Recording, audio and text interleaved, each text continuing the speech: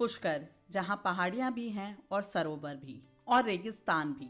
राजस्थान की एकमात्र ऐसी जगह जहां इन तीनों का विचित्र संगम पर्यटकों का मन मोह लेता है, जो श्रद्धालुओं का तीर्थ भी है और पर्यटकों का पर्यटक स्थल भी।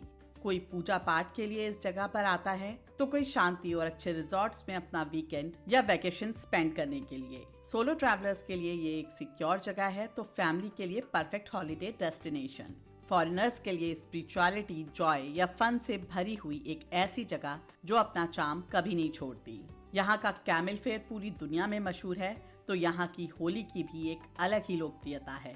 इस वीडियो में मैं आपको पुष्कर की हर खास झलक दिखलाने वाली हूँ, तो वीडियो को बिल्कुल भी स्किप मत कीजिएगा और अंत तक देखिएगा।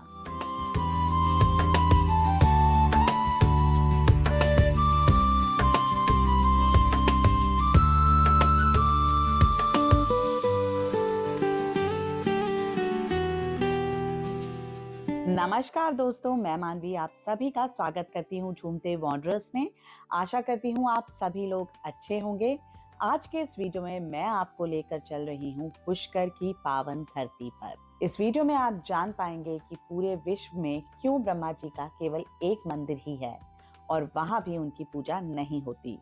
क्यों तीनों देव में से केवल ब्रह्मा जी ही अपने भक्तों के भक्ति भाव से रहित रह गए। कैसे बना पुष्कर सरोवर और क्यों सनातन धर्म में पुष्कर सरोवर का इतना महत्व है, ये सब कुछ आज के इस वीडियो में आपको देखने के लिए मिलेगा। पर जैसा कि हमारी मेघालय सीरीज चल रही है, आप ये मत सोचिएगा कि वो खत्म हो गई है। मेघालय सीरीज में भी अभी बहुत कुछ है कवर करने के लिए, पर फॉर अ चेंज मैं आपके लिए पुष्कर लेकर आई हूँ बीच में। और पुष्कर सीरीज भी अब हमारी मेघालय सीरीज के साथ साथ चलेगी। तो इस वीडियो में हम जानेंगे ब्रह्मा मंदिर की पूरी कथा और ब्रह्मा मंदिर का इतिहास। तो चलते हैं वीडियो में आगे। पर आगे बढ़ने से पहले मैं आप सभी लोगों से वही रिक्वेस्ट करूंगी कि यदि आपने अभी तक चैनल को सब्सक्राइब नहीं किया तो चैनल को सब्सक्राइब कीजिए, वीडियोस को लाइक कीजिए, अपने परिवार और दोस्तों के साथ शेयर कीजिए और बेल आइकन प्रेस करना बिल्कुल भी मत भूलिए। आपके एक छोटे से एफर्ट से बहुत मोटिवेशन मिलती है। और अब झूमते वॉन्डरर्स फेसबुक और इंस्टाग्राम पर भी है, तो वहां भी अपना प्यार हमारे ऊपर बनाए रखिए। आपका साथ ही हमारी सबसे बड़ी ताकत है। तो अब चलते हैं वीडियो में आगे। 52 घाटों से सजी पवित्र पुष्कर झील और ब्रह्मा जी के प्रसिद्ध मंदिर के लिए पुष्कर सिर्फ राजस्थान और भारत में ही नहीं बल्कि विदेशों में भी पहचाना जाता है। ये जगह मिनी इजराइल के नाम से भी बहुत प्रसिद्ध है, जहाँ देश विदेश पूरे विश्व से पर्यटक आते हैं। परंतु इजरायली पर्यटकों का इस जगह में बहुत अधिक रुझान है। वैसे तो पुष्कर बारिशों में भी बहुत सुंदर लगता है, परंतु यहाँ सबसे अधिक पर्यटक नवंबर से मार्च होली तक रहते हैं और गर्मियों में सबसे कम पर्यटक पाए जाते हैं। यहाँ ठहरने की बहुत अच्छी सुविधाएं हैं। आपकी पॉकेट के अनुसार आपको यहाँ ठहरने के लिए डोरमेट्री से लेके 5 स्टार होटल्स तक मिल जाएंगे। पुष्कर भारत के सबसे प्राचीन और पवित्र तीर्थ स्थलों में से एक है, जो जयपुर से लगभग 130 किलोमीटर तथा अजमेर से 14 किलोमीटर की दूरी पर स्थित है। यदि आप अपने वाहन से पुष्कर नहीं जा रहे हैं तो यहाँ जाने के लिए सबसे बेहतर है कि आप जयपुर से टैक्सी हायर कर लें, जो आपको पुष्कर के लिए 2300 से 2500 रुपए तक में मिल जाएगी। नहीं तो जयपुर बस स्टॉप से अजमेर तक के लिए बस लें, जिसकी कनेक्टिविटी बहुत अच्छी है। हर आधे घंटे में कोई ना कोई बस अवेलेबल रहती है और एसी बसेस भी आपको जयपुर बस स्टॉप से मिल जाएंगी, जो आपको 2.5 घंटे में अजमेर बस स्टॉप पर छोड़ेंगी। अजमेर से पुष्कर के लिए लगातार बसेस चलती हैं, जो आधे से पौने घंटे में आपको पुष्कर उतार देती हैं। या फिर अजमेर से आप डायरेक्ट टैक्सी लें तो हार्डली 25 मिनट्स में आपको पुष्कर छोड़ देगी, जो 300 से 500 रुपए चार्ज करेगी। पर जयपुर से डायरेक्ट पुष्कर की कभी बस ना लें और कोई भी प्राइवेट बस ऑनलाइन बुक ना करें, नहीं तो 4 से 4.5 घंटे का सफर आपको 40 घंटे जैसा लगेगा। बहुत पुअर सर्विसेज हैं डायरेक्ट जयपुर से पुष्कर के लिए बसेस की। रास्ता बहुत सुंदर है और 510 मीटर की ऊंचाई पर स्थित पुष्कर 3 पहाड़ियों से घिरा हुआ है। नाग पहाड़ अर्थात सर्प की तरह पल खाए हुए ये पहाड़ अजमेर और पुष्कर के बीच में खड़ा है। पुष्कर में पूरी दुनिया से गुलाब के फूल, गुलाब का इत्र, सेंट और गुलकंद आदि निर्यात किया जाता है। कहते हैं सबसे ज्यादा गुलाब के फूलों का निर्यात अरब देशों में किया जाता है। पौराणिक इतिहास और मंदिरों की स्थापत्य कला पुष्कर को विरासत में मिली है। यह दुनिया के एकमात्र ब्रह्मा मंदिर और प्रसिद्ध ऊंट के मेले के लिए जाना जाता है। ये जो रेगिस्तान आप यहाँ देख रहे हैं, यहाँ ऊंटों की सफारी के साथ साथ जीप सफारी भी होती है। पुष्कर का सेंटर ऑफ अट्रैक्शन है पुष्कर सरोवर, और इस सरोवर के किनारे किनारे ही पुष्कर बसा हुआ है। इस सरोवर के किनारे 52 घाट हैं और ऐसा माना जाता है कि भगवान ब्रह्मा के हाथों से गिरे कमल से इस सरोवर का निर्माण हुआ, जो इसे तीर्थराज यानी तीर्थों का राजा बनाता है। संस्कृत में पुष्कर का अर्थ है नीला कमल, जो इसके पवित्र महत्व को दर्शाता है। पद्म पुराण के अनुसार व्रजनाश नामक राक्षस के वध के दौरान ब्रह्मा जी के हाथों से 3 कमल गिरे थे, जिससे 3 झीलें बनी, जिनमें से एक पुष्कर सरोवर है। इसे सभी तीर्थों का आदि और गुरु माना जाता है, क्योंकि ये ब्रह्मा द्वारा निर्मित है। पुष्कर से जुड़ी कथा कुछ इस प्रकार है। ऐसा माना जाता है कि वज्र नामक एक राक्षस हुआ करता था, जिसने पृथ्वी पर बहुत अत्याचार मचा रखा था। ब्रह्मा जी ने उसका वध करने का निश्चय किया, और जब वे उसका संहार कर रहे थे, तब उनके हाथों से 3 कमल के फूल गिरे थे। जहां जहां ये कमल के फूल गिरे, वहां 3 झीलें बन गईं, जिसमें से एक पुष्कर झील है। जब ब्रह्मा जी ने राक्षस का वध किया, उसके बाद एक हवन का आयोजन किया गया। हिंदू रीति रिवाज के अनुसार हवन का एक मुहूर्त होता है, और उसमें पति के साथ पत्नी का बैठना बहुत आवश्यक होता है। हवन आरंभ हो चुका था, परंतु मां सावित्री, जो ब्रह्मा जी की पत्नी थी, उनको आने में विलंब हो रहा था और मुहूर्त निकला जा रहा था। यज्ञ हवन मुहूर्त के अनुसार होना अनिवार्य था, तो ब्रह्मा जी ने उसी समय माता गायत्री से विवाह किया और यज्ञ का आगमन किया। माता गायत्री के विषय में 2 बातें मानी जाती हैं।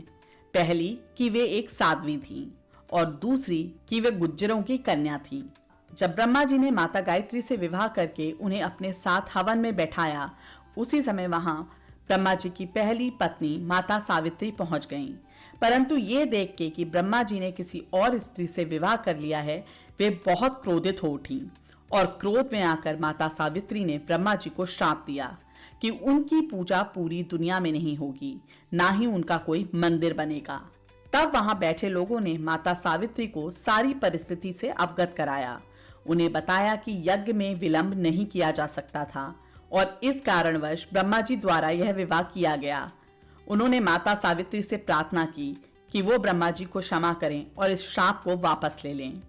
तब माता सावित्री ने कहा कि दिया हुआ श्राप तो वापस नहीं लिया जा सकता, परंतु यहाँ इस जगह पर ब्रह्मा जी का मंदिर होगा, परंतु श्राप के अनुसार उनकी पूजा नहीं की जाएगी। इसलिए ब्रह्मा जी का एकमात्र मंदिर पुष्कर में ही है, परंतु यहाँ पूजा नहीं होती। स्थानीय लोगों का यह कहना है कि सांसारिक जीवन में रहने वाले लोगों द्वारा ब्रह्मा जी की पूजा इस मंदिर में नहीं की जाती, परंतु साधु जो सांसारिक जीवन में नहीं हैं, वे पूजा पाठ गुप्त रूप से करते हैं।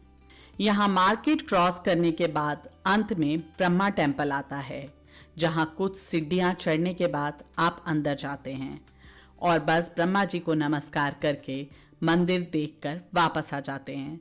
मंदिर बहुत ही कलरफुल, बहुत ही सुंदर है, और मंदिर सुबह 6 बजे से लेके दोपहर 1:30 बजे तक खुला रहता है। उसके बाद 3 बजे से रात्रि 8:30 से 9 बजे तक खुला रहता है। वीकेंड्स पे रश यहाँ बहुत ज्यादा होता है। अच्छा यही रहेगा कि सुबह सुबह जाकर आप पुष्कर सरोवर में स्नान करने के बाद ब्रह्मा मंदिर में दर्शन कर लें।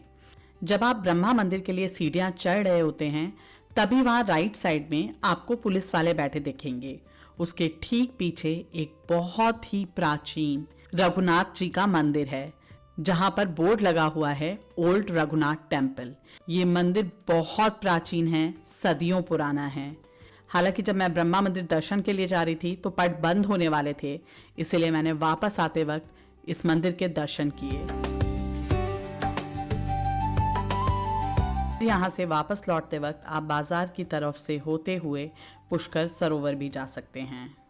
पुष्कर सरोवर में भी बहुत तरीके की पूजा पाठ कराई जाती हैं, जिसमें पिंडदान भी कराया जाता है, तो आप सरोवर के किनारे जाके ये पूजा पाठ करा सकते हैं।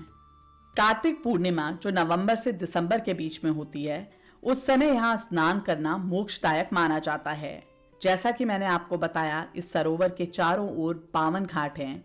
उन्हीं में से कुछ घाटों में स्नान की सुविधाएं हैं। हर साल यहाँ पर कार्तिक पूर्णिमा के दौरान ही पुष्कर कैमल फेयर लगता है। यह दुनिया में सबसे बड़े पशु मेलों में से एक है, जहाँ ऊंट का व्यापार और सांस्कृतिक कार्यक्रम होते हैं, जो इसे एक प्रमुख पर्यटक स्थल बनाता है। और ये देखिए, आप ये देख रहे हैं, ये पुष्कर ग्राउंड है जहाँ पे पुष्कर का फेयर लगता है। अभी भी यहाँ पे कुछ एक झूले वगैरह हैं, आप देख सकते हैं। यहाँ पे अभी भी कैमल सफारी होती है। जो लोग सफारी करना चाहते हैं वो यहाँ आते हैं।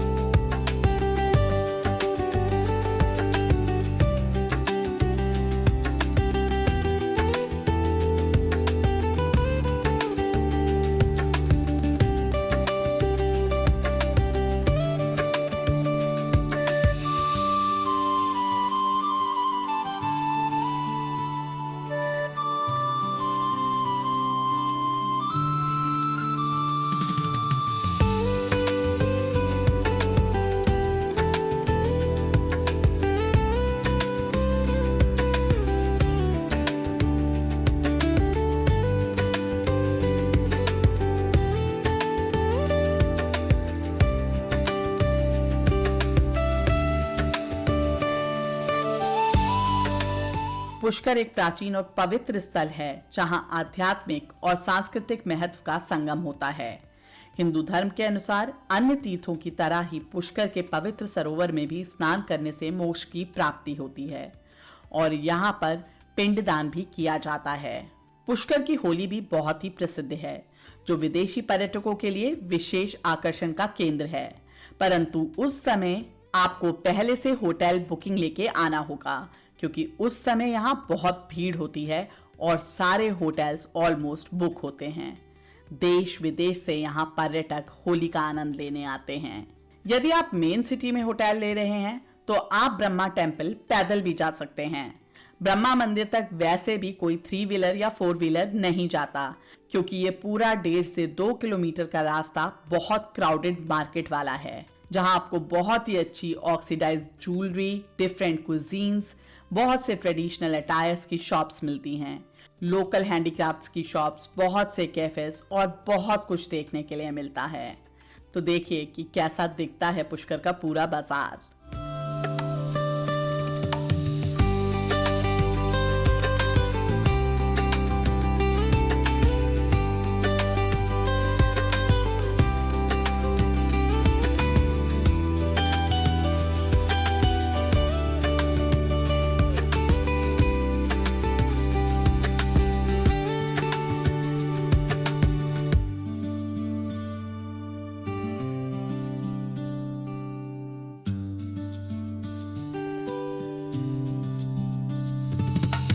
यदि आप मेरी तरह सोलो ट्रैवल कर रहे हैं तो आप यहाँ 2 व्हीलर भी हायर कर सकते हैं, जो बेस्ट ऑप्शन है पुष्कर घूमने के लिए।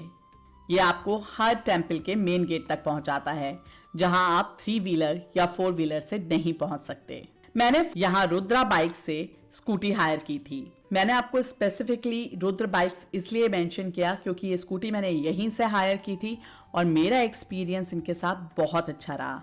ये भैया बहुत ही हेल्पफुल और कोऑपरेटिव रहे मेरे साथ। तो मैं आपको रिकमेंड करूंगी कि यदि आप पुष्कर में 2 व्हीलर हायर करना चाहते हैं तो यहाँ से भी हायर कर सकते हैं।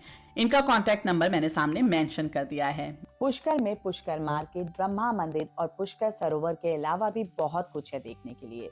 यहाँ पर बहुत सारे मंदिर हैं, पर बहुत सारे मंदिरों के बारे में श्रद्धालुओं को प्रॉपर जानकारी नहीं है और पुष्कर के ही 5-7 किलोमीटर के दायरे पे कुछ ऐसे मंदिर हैं जिसके बारे में श्रद्धालुओं को बिल्कुल भी जानकारी नहीं है। तो इस पुष्कर सीरीज में पुष्कर के बारे में मैं आपको प्रॉपर डिटेल्स प्रोवाइड करूंगी।